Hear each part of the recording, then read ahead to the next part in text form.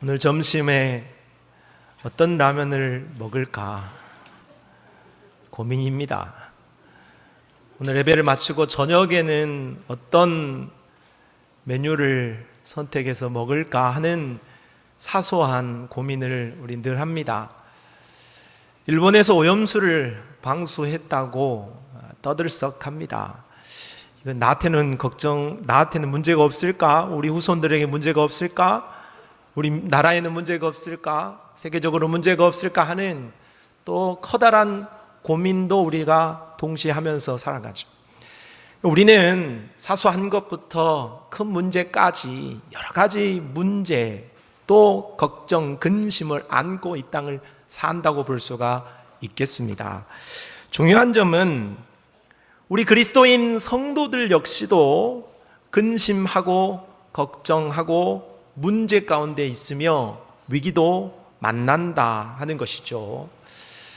이 위기를 만나고 문제에 맞닥뜨려 있는 성도를 향하여서 중요한 점은 하나님이 가지시는 태도와 마귀가 가지는 태도가 전혀 다르다. 하나님은 오늘 우리가 어떠한 문제와 역경을 당하더라도 거기서 일어나고 그것을 극복해내기를 바라십니다.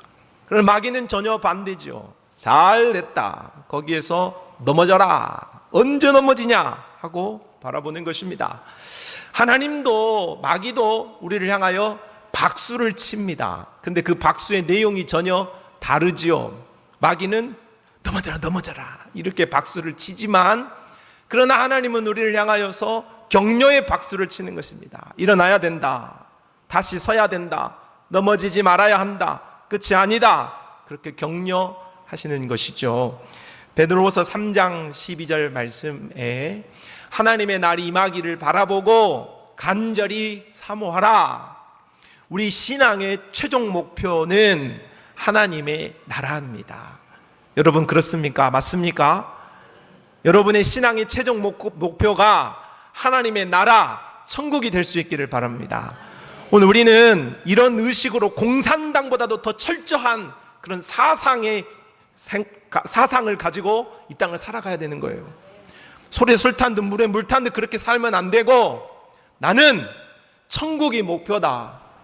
나는 천국이 내 인생의 목표다 하는 생각이 반드시 있어야 할 줄로 믿습니다. 그래야 이 땅을 살다가 혹 내게 어려움이 당하고 또 주님의 갑작스러운 부르심이 있다 할지라도 당황하지 않습니다. 올 것이 왔구나. 그리고 내가 천국에 입성하는구나. 그런 자신감이 우리에게 있을 수 있거든요. 성도들은 이런 천국 입성을 최종 목표로 삼고 나아가는 동안 그러나 이 땅을 살 때 많은 문제와 위기를 만난다 하는 것이죠. 염려할 일들이 한두 가지가 아닌 것입니다. 그러나 우리는 하나님의 바람대로 하나님의 소원대로 우리가 그 풀에 넘어지지 않고 제 풀에 넘어지지 않고 일어나서 꿋꿋이 그것을 이겨내고 오히려 그것을 전화위복의 기회로 삼으면서 우리가 늘 이 주님의 나라에까지 이르러야 하겠습니다. 그런 우리가 어떻게 하면 이러한 은혜를 경험하며 지혜롭게 살 수 있을까? 오늘 본문 사도행전 15장 말씀을 통하여서 우리가 지혜를 배워보기를 원합니다. 먼저 이들에게 위기가 닥쳐왔습니다. 오늘 2절 말씀에 바울 및 바나바와 그들 사이에 적지 아니한 다툼과 변론이 일어난지라. 안디옥 교회에 적지 않은 다툼과 변론, 위기가 발생했다. 그것은 구원의 문제를 두고 어떻게 구원받냐, 어떻게 천국 가냐 하는 문제를 두고 두 가지의 큰 세력이 충돌하게 되어진 것입니다. 바울과 바나바를 위시한 지도자의 세력은 복음으로 예수 믿음으로 구원을 받는다. 그렇게 단촐하게 가르쳤습니다. 그런데 유대에서 내려온 사람들이 이 지도자들의 가르침을 따르지 않은 상태에서 성도들에게 다른 가르침을 전하고 또 그것을 따르게 하는 흐름이 적지 않게 일어나게 되어진 것이죠. 그들은 말합니다. 바울과 바나바가 말하는 예수 믿는 것만으로 구원받는다는 것은 말이 안 되는 이야기다. 우리가 모세로부터 1500년을 이어온 율법이라는 것이 있지 않냐. 그 율법을 행해야지 구원받는다. 특히나 할례 받아야지 구원받는다. 안디옥 교회는 이방인들이 가득 있는 교회입니다. 그러니 오늘 이 말대로 한다면 모두가 지금 할례를 받아야 할 상황이 오는 것이죠. 할례를 받아야 되느냐 그렇지 않아야 되느냐, 너무나도 심각한 문제에 직면한 것이죠. 5절, 바리새파 중에 어떤 믿는 사람들이 일어나 말하되 이방인에게 할례를 행하고 모세 율법을 지키라 명하는 것이 마땅하다 했습니다. 마땅하다 했다는 것은 강력하게 주장했다는 것입니다. 그런 의견 정도가 있는 것이 아니라 구원의 문제입니다. 이 세상을 살면서 가장 중요한 문제가 구원입니다. 내가 신앙생활 평생을 하게 됐는데 천국을 못 간다? 그럼 어떻게 되겠습니까? 말도 안 되는 소리 아니겠습니까? 너무나도 중요한 문제로 구원의 문제를 두고 이 안디옥 교회가 큰 위기를 만나게 되어졌던 것이죠. 자, 그런데 오늘 안디옥 교회가 이 위기를 만났을 시점을 한번 생각해 봤습니다. 그래서 이 안디옥 교회가 이 위기를 만났던 순간은 사도행전 13장, 14장에 이어 오늘 15장에서 위기를 만났어요. 13장, 14장은 바울의 1차 선교 여행 시기였죠. 바울이 선교 여행을 바나바와 함께 다니면서 이방인들에게 복음을 전하고 수많은 기적과 능력이 나타났어요. 그리고 그들이 돌아와 선교 보고를 할 때 교회가 온통 은혜 가운데 있었던 거죠. 야, 하나님의 나라가 확장되어지는 거구나, 주님이 말씀하시는 예수 그리스도의 재림이 머지않았구나 하는 은혜가 충만한 시기에 큰 위기가, 교회가 좌초되어질 만한 위기가 찾아오게 되어진 거예요. 또한 이 위기가 누구에게 찾아왔는가? 안디옥 교회에 발생했다는 거예요. 안디옥 교회는 이방인의 최초의 교회입니다. 구제 잘하고 봉사 잘하고 섬기기를 잘하는 교회고 성령 충만한 교회였습니다. 또한 바울과 바나바와 안디옥 교회 성도들에게 이 위기가 닥쳤다는 것은 믿음의 사람들이고 순종의 사람들이고 하나님의 사람들에게 이런 어려움과 위기가 직면하게 되었다는 것을 말해주고 있습니다. 호사다마라는 우리 속담이 있죠. 우리가 좋은 일을 많이 만나는 가운데에는 또 어려움도 찾아올 수 있다 하는 말이 되겠습니다. 욥이 동방의 의인으로 신앙생활 잘했습니다. 아무 문제 없었습니다. 너무 하나님을 잘 섬겼습니다. 그때 이런 욥을 눈곱시러워하는 사단이 하나님을 향하여 참소합니다. 욥이요, 그런 사람 아닙디다. 욥이요, 복받아서 그러지 않겠습니까? 하고 하나님을 향하여 참소하게 되어지자 그에게 위기가 찾아오고 고난이 찾아오게 되었습니다. 마귀는 위기를 조장하고 위기를 부추겨서 사람을 망하게 하는 데에 선수급입니다. 작업의 1인자라고 말할 수 있습니다. 가룟 유다에게도 마귀가 역사했잖아요. 예수님이 십자가를 앞두고 있을 때에 마귀가 가룟 유다에게 예수를 팔려는 생각을 집어넣었더니 그거를 방어했어야죠. 그거를 쫓아냈어야죠. 그걸 대적했어야 됩니다. 그런데 그것을 능히 받아들이고 말았습니다. 그 마음이 이제 예수를 팔려는 생각을 받아들였으므로 마귀와 한통속이 되어서 예수를 팔아 먹고 났더니 후회가 됩니다. 그래서 후회가 되는 마음으로 자신과 연합했던 대제사장 세력들에게 가서 자신이 후회한다고, 내가 잘못했다고 철회하겠다고 이야기를 하자 마귀의 대변인격인 대제사장이 그를 버리면서 마태복음 27장 4절에 이렇게 말했습니다. 이르되 내가 무죄한 피를 팔고 죄를 범하였도다, 후회한다는 겁니다. 내가 철회하고 싶다는 거죠. 그랬더니 그들이 말합니다. 그것이 우리에게 무슨 상관이냐? 네가 당하라. 애써 찾아와서 꼬시고 꼬드기고 유혹하고 넘어지도록 그 난리 생쇼를 부려놓고 내가 도저히 넘어지지 않고는 도저히 견딜 수 없을 정도로 내 마음에 불을 다 지펴놓고 그것을 내가 행동하게 되었을 때는, 그래서 내가 그것 때문에 후회하게 되었을 때는 네가 했잖아, 네 책임이지, 왜 나한테 그러는데 하면서 위기를 만난 가룟 유다를 도와주기는커녕 그를 무참하게 짓밟고 버려버리는 그런 모습이 바로 위기에 빠지게 하고 위기를 통하여서 그를 짓밟고 무너지도록 하는 마귀의 속임수다, 이렇게 말할 수 있습니다. 성도는 이와 같이 욥처럼, 가룟 유다처럼, 그리고 성경의 많은 사람들처럼 언제든지 우리가 위기를 만날 수 있다 하는 생각을 하고 살아야 합니다. 전도서 7장 14절에 형통한 날에는 기뻐하고 공고한 날에는 되돌아보아라. 이 두 가지를 하나님이 병행하게 하사 사람이 그의 장래일을 능히 헤아려 알지 못하게 하셨다. 사람은 한치 앞을 알 수 없습니다. 오늘 그리고 내일 그리고 미래에 내 삶이 형통할지 아니면 내 삶에 환란이 닥칠지 우리는 모른다는 거예요. 그것을 점을 볼 수도 없고 그것을 예언을 통하여서 기도받을 수도 있는 게 아닙니다. 새가 그물에 걸림같이 삶 속에 어떤 위기가 언제 어떤 모양으로 찾아올지에 대하여서는 우리 어떤 사람도 계산해내거나 예측할 수 있지 못하다는 것이죠. 그러므로 사람의 어려움과 위기를 당한 것은 그 원인 또한 정확하게 알기는 어렵습니다.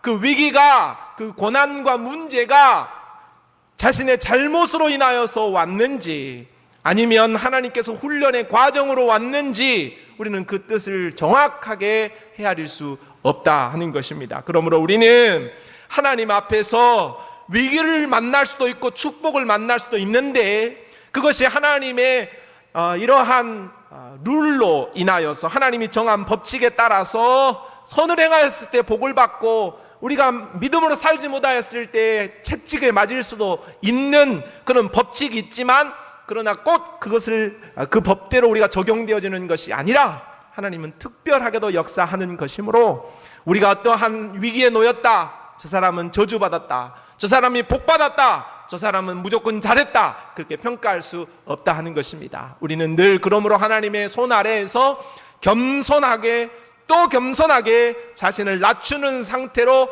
생사화복의 주관자 되시는 하나님의 주권을 인정하면서 한 걸음 한 걸음 주를 따라가는 것뿐입니다. 고린도전서 10장 12절에 그런즉 선줄로 생각하는 자는 넘어질까 조심하라, 그렇게 말씀하였으므로 오늘 우리는 늘 잘할 때도 그리고 우리가 또 위기를 당할 때에도 늘 하나님 앞에 서 있는 그런 자세로 있어야 할 줄로 믿습니다. 두 번째, 오늘 이렇게 위기를 만났던 안디옥 교회는 위기를 처리하게 됩니다. 오늘 2절 하반절의 말씀에 형제들이 이 문제에 대하여 바울과 바나바와 및 그 중에 몇 사람을 예루살렘에 있는 사도와 장로들에게 보내기로 작정하니라. 안디옥 교회에 큰 위기, 구원의 문제를 결정해야 할 그 문제를 만났을 때에 이들은 이 문제 가운데서 그냥 포기하지 않았습니다. 이 문제를 극복하기 위한 방법을 찾아 나섰습니다. 그것은 지금 안디옥 교회의 지도자들인 바나바와 바울을 예루살렘 교회의 지도자들과 만나서 그들이 함께 모여서 지혜로운 결정을 해주기를 기다리자 한 것입니다. 그래서 이들이 안디옥 교회와 예루살렘 교회가 만나 회의를 하게 되었으므로 이 회의를 예루살렘 회의라고 하고 또는 예루살렘 공회라도 하고 예루살렘 총회다 이렇게도 말하는 것입니다. 자, 바울과 바나바 그리고 안디옥 교회 지도자들 그리고 예루살렘 교회의 지도자들, 초기 기독교의 지도자들이 다 한 곳에 모여서 회의를 하게 되었습니다. 자, 그런데 이 회의를 어떻게 진행하였는가 한번 따라가 보도록 하겠습니다.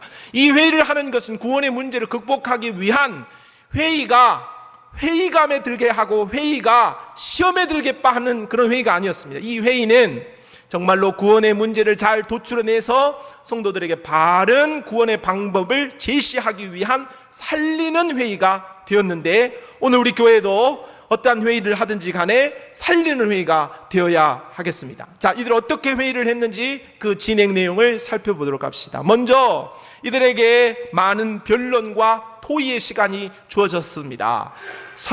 자유스럽게 자신들의 주장을 충분히 들어볼 수 있는 그런 시간을 주었다는 것이죠. 두 가지 의견이 충돌합니다. 하나의 의견은 바울과 바나바를 위시한 의견입니다. 이신칭의, 따라합시다. 이신칭의.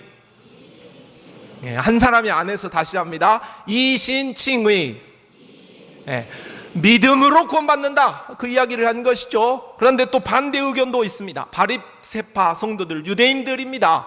이들은 유대인들이었다가 예수를 믿은 사람들인데 이신칭의 가지고는 안 된다. 율법, 곧 할례가 있어야지 구원받을 수 있다 하는 의견을 이야기하는 것입니다. 한 사람만 이야기하지 않았을 겁니다.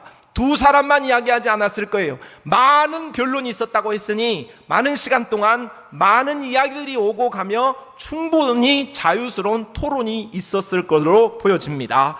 자, 그리고 난 이후 변론이 다 있은 이후에 이제 결의를 위한 과정이 진행되어집니다. 여러분에게 묻습니다. 회의를 해보신 분은 잘 아시죠? 회의에 결의를 하기 위하여서는 과정이 필요합니다. 첫째, 뭘 해야 됩니까? 모릅니까? 동의죠. 동의. 그 다음에 제청. 그 다음에 결의하는 것입니다. 자, 그 과정을 예루살렘 총회가 모범적으로 2000년 전에 우리에게 그 회의의 모범을 보여주었습니다. 그걸 여러분에게 한번 같이 따라가 보겠습니다. 첫째, 동의했습니다. 누가 했냐? 베드로가 동의합니다. 8절로 9절이죠. 또 마음을 아시는 하나님이 우리에게와 같이 그들에게도 성령을 주어 증언하시고 믿음으로 그들의 마음을 깨끗이 하사 그들이나 우리나 차별하지 아니하셨느니라. 이 말은 바울과 바나바가 이신칭의를 주장하는 의견을 제출했고 오늘 그 의견을 받았다는 것입니다. 그래서 그 의견대로 결의하도록 동의를 한 것입니다. 자, 이대로 결의합시다 하고 동의를 한 것이죠. 그런데 베드로가 처음부터 이렇게 이신칭의를 주장하지 않았습니다. 그는 성령을 받고 예수님을 따라다녔을 때뿐만 아니라 성령을 받고 예루살렘 교회의 지도자가 되었음에도 그는 여전히 유대인과 이방인에 대한 차별의식이 굉장히 강했던 사람입니다.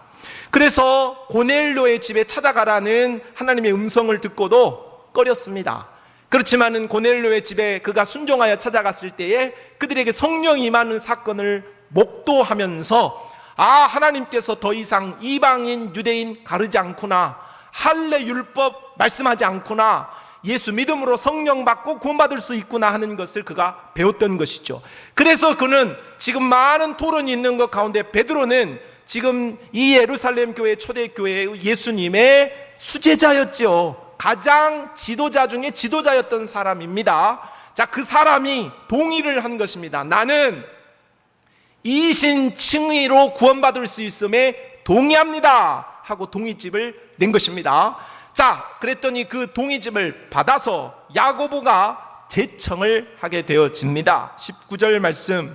그러므로 내 의견에는 이방인 중에서 하나님께로 돌아오는 자들을 괴롭게 하지 말고 했습니다. 야고보는 예수님의 친동생인데 그는 예수님이 살아있을 때 예수님을 그리스도로 보지 않았습니다. 그러나 예수님이 십자가에 죽으시고 부활하는 것을 목격하고서는 이분이 하나님의 아들이라는 것을 인정하게 되었고 초기 교회의 지도자였다고 할 수 있겠습니다. 야고보가 베드로의 동의집에 제청을 했습니다. 맞다. 바울이 주장하고 베드로가 동의한 구원은 이신칭의로 되어진다는 것에 제청한다, 그렇게 말을 한 것이죠. 자, 그런데 거기에 한 가지 더 의견을 추가해서 제청을 하게 되어집니다. 20절 말씀. 다만 우상의 더러운 것과 음행과 목매어 죽인 것과 피를 멀리하라고 편지하는 것이 옳으니, 바울이 주장하고 베드로가 동의한 이신칭의의 구원의 주장을 받고 플러스 지금 유대인들이, 율법주의자들이 주장하였던 율법이 중요하다는 말도 틀린 말은 아니다. 구원을 할례를 행함으로 받는 것은 틀렸지만, 그러나 예수님이 오셔서 내가 율법을 폐하려 온 것이 아니라 뭐 하려 왔다? 완전하게 하려 왔다 하시는 말씀대로 율법을 따라가는 것은, 율법대로 거룩한 삶을 사는 것은 맞으니 우리가 이들이 주장하였던 내용도 받아서 이 성도들이 이신칭의로 구원을 받은 이후에 어떻게 살아가야 할 것인가에 대하여서 4가지 표지는 주자 하는 4가지 금기사항을 제출하고 그렇게 결의하자 말한 것입니다. 그래서 우상 숭배와 음행, 목매어 죽이는 것과 피를 산채로 먹는 것은 금지하자 하는 율법에 입각한 성도들의 삶의 모습을 말하면서 이것을 결의해달라 이렇게 이야기를 합니다. 자, 동의, 제청 나왔습니다. 가하면? 아니면? 그런데 다 예하게 되어지므로 네 번째 결의가 되어지게 된 것입니다. 24절로 26절을 여러분이 한번 읽어봅시다. 시작.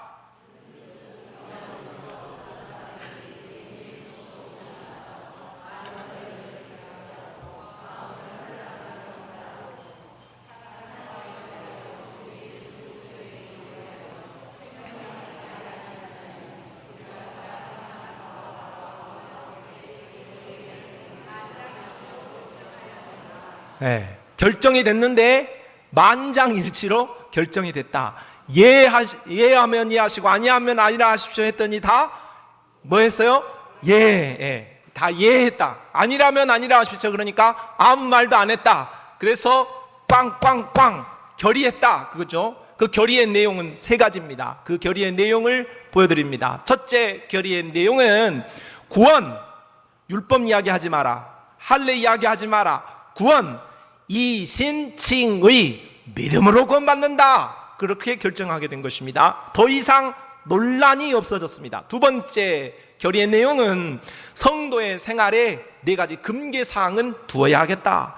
예수 믿었다고 해서 함부로 세상적인 방법으로 사는 것이 아니라 율법에 입각해서 하나님의 말씀을 따라 살아가는 것이 필요하다 하는 것을 결의했다는 거죠. 또 한 가지 결의의 내용이 있습니다. 그것은 안디옥 교회의 지도자로 바나바와 바울을 위시한 몇 사람을 파송하기로 했다. 그것을 결의하게 되어진 것입니다. 이 당시에 바나바와 바울이 1차 선교여행을 동시에 떠났을 당시까지도 초대교회에서는 바나바와 바울의 위상은 달랐습니다. 그러나 공식적으로 공문으로 교회의 결의로 바나바와 바울이 동급이 되어지는 순간이 바로 예루살렘 교회 총회의 결의문으로 이렇게 나타나게 되었다 할 수 있습니다.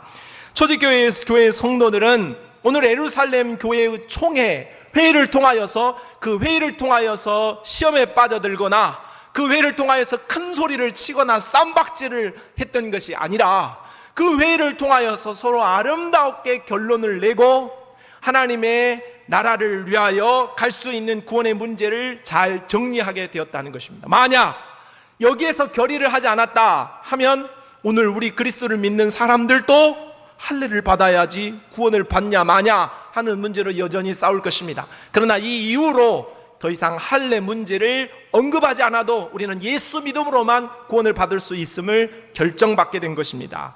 이 문제를 두고 서로 마음을 모으고 지혜를 모아 이들은 이 어려운 위기를 잘 극복할 수 있었다 하는 것이죠. 저는 한 주간 지내면서 이 말씀을 묵상하다가 그런 생각을 해보았습니다. 성도는 천국을 향하여 가다가 수많은 위기도 만나고 어려움도 만나고 환난과 문제를 만나게 되어지는데 우리가 이 문제 속에서 어떻게 해야 할까?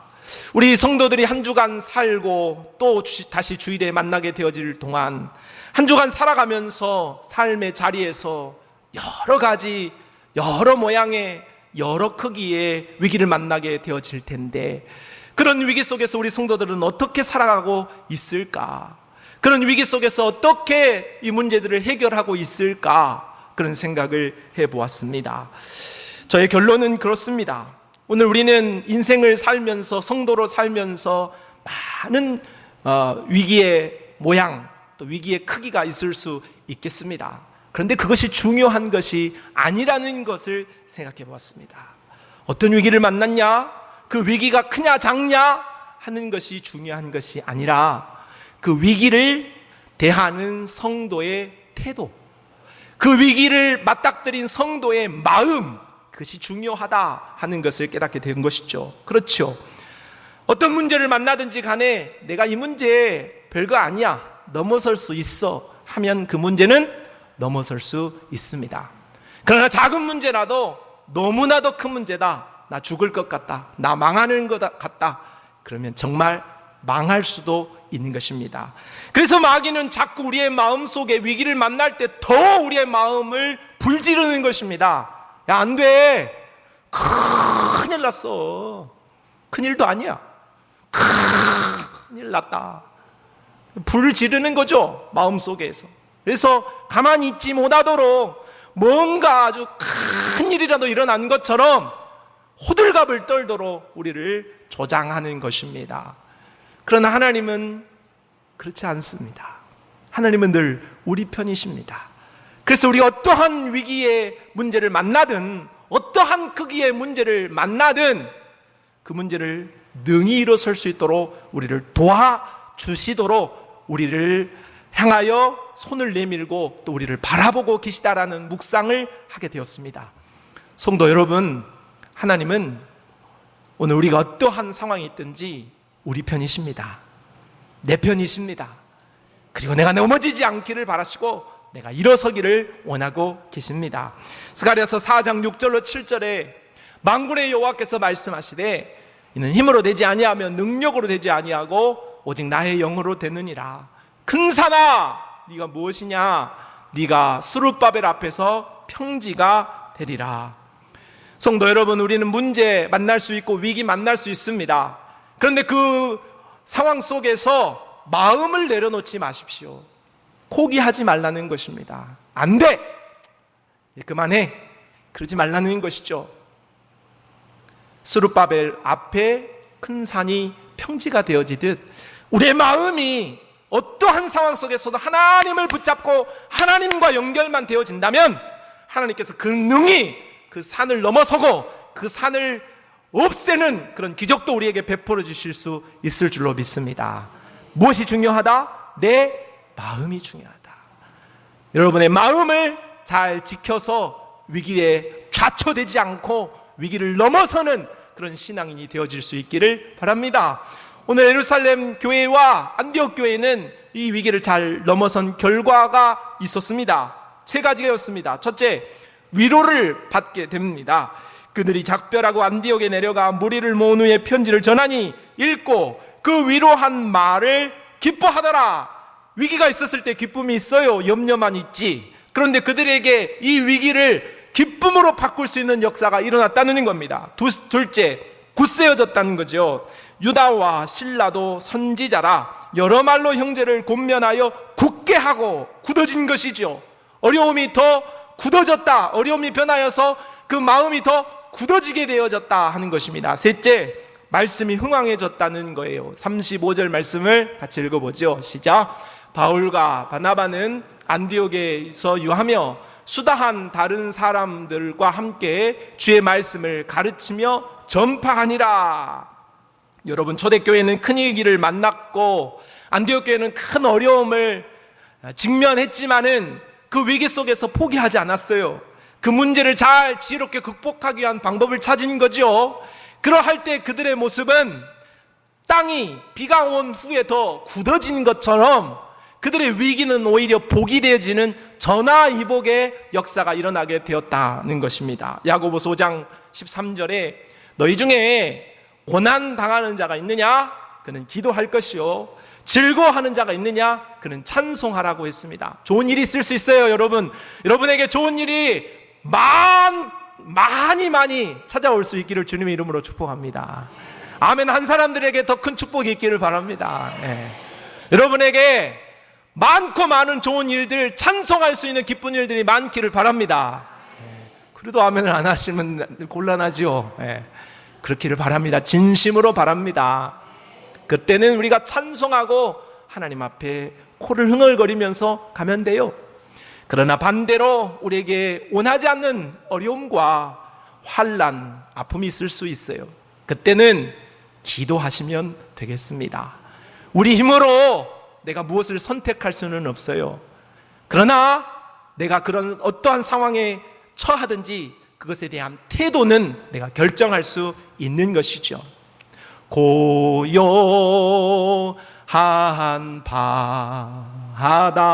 바다로 저 천국 향할 때 주 내게 순풍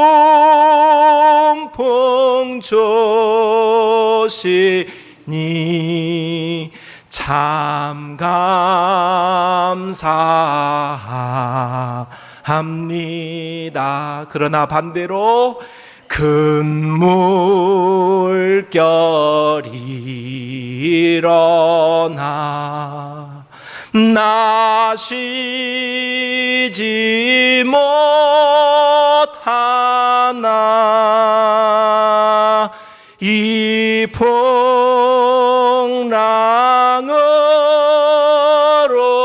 인하여 더 빨리 갑니다. 시편 119편 109절 나의 생명이 항상 위기에 있사오나 나는 주의 법을 잊지 아니하나이다.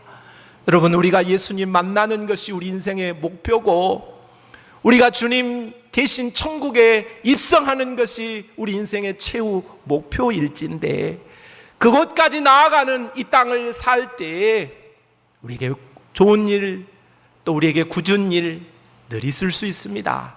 위기 만날 수 있죠. 그러나 여러분, 우리 하나님께서 바라시는 것은 그 위기 속에서 우리가 침몰하는 것이 아닙니다. 우리는 능히 그 위기를 이겨내고 주의 손을 붙잡고 천국까지 믿음으로 주와 동행하면서 이 땅을 한 걸음 한 걸음 행복한 걸음을 걸어가는 것을 주님이 원하고 있다는 사실을 믿으시기를 바랍니다.